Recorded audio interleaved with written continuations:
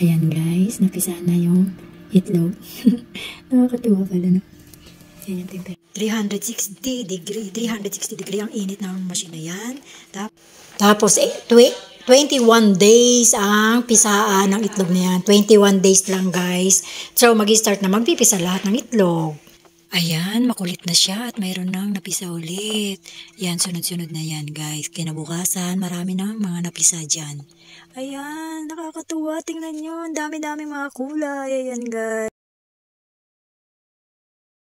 Ang ingay na nila, nako, kaya sa sobrang gulo na nila dyan sa may sa pisaan ng itlog, sa machine na pisaan ng itlog, kaya itatransfer na sila. Binilan pa talaga sila ng kanilang higaan at bahay na kanilang paglalakihan.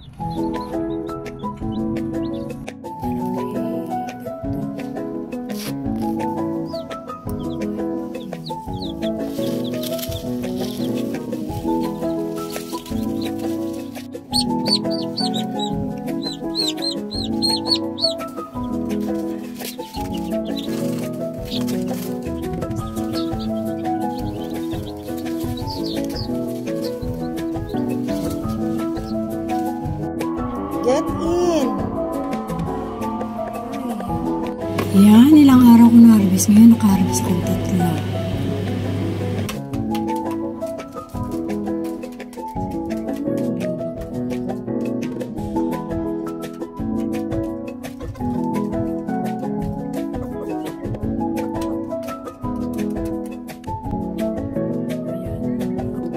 Ito ang kanilang mga nanay at tatay. Thank you for watching.